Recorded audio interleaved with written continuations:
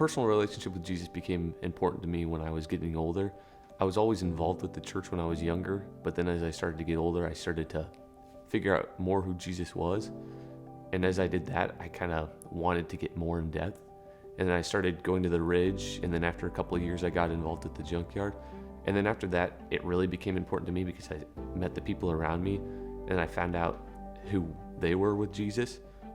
And then that just drove me to try and find Jesus even more and create a personal relationship. And then I got involved with interning and junkyard like all the time. And now I'm there as much as I can be.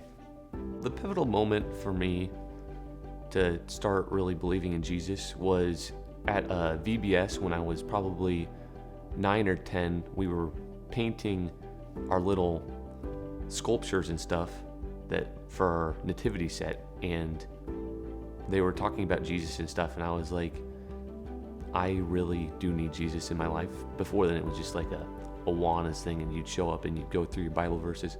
At that point, that's where I want to pursue my relationship with Jesus. What I like most about being a youth leader is the connections with the kids.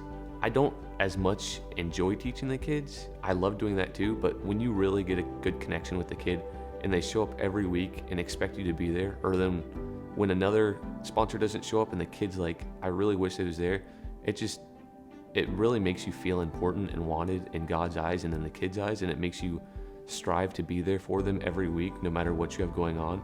And even when you've got a rough day, you try to show up and be the best you can be for them. The most difficult part about the pandemic and our relationship with Jesus and with other people is the fact that we do not have the ability to connect with them like we used to.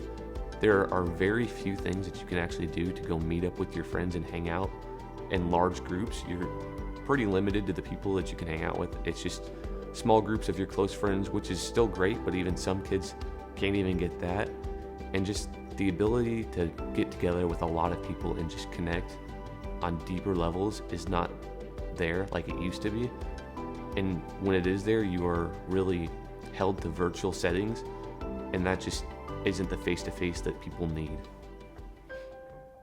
A problem with mental health that I see in my peers and other students is that they cannot get the public interaction that they always look for and that they used to have.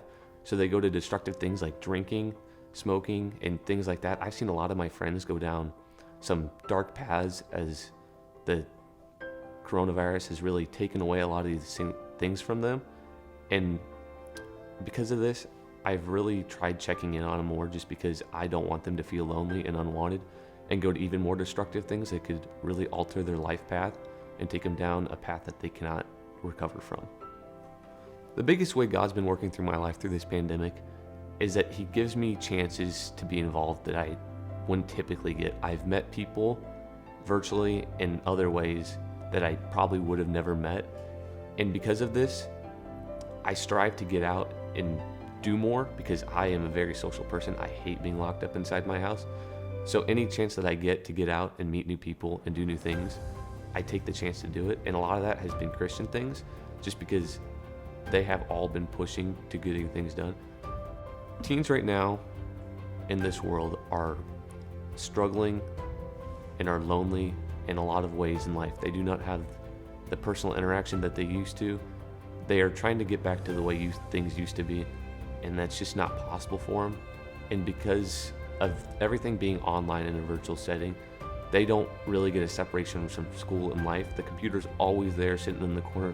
They can always plug out more homework and do more. And that just leads to anxiety, because there's always potential to do better, and they can only do so much. So I am a part of a young adult Bible study at the Ridge, and we show up every week on Tuesdays and have food and really dive into the gospel. A lot of it recently has been going through the book of John, and it's really nice because you get a lot of perspectives that you don't normally get. And the young adults tend to be of the higher age range, so us college age students get to see perspectives that we aren't used to and that are just out of our grasp because we haven't lived to that age yet.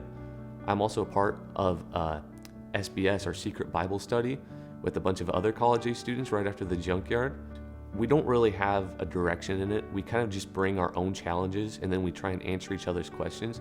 And that really pushes each other forward because we can talk about things that we don't normally talk about just because we're really comfortable with each other. The four of us have known each other forever. So that really pushes us to grow in our faith in ways that we don't normally do just because we're not comfortable around other people the way that we're comfortable around each other.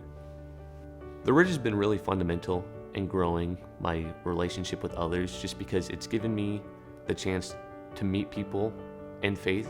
If I was just at school, I wouldn't have these chances to meet these people that have their faith as strong as others. Another big way the church has just helped me grow my faith is my peers. They just push me further than what I could grow on my own. Without those connections, I wouldn't have the chances to grow like I do.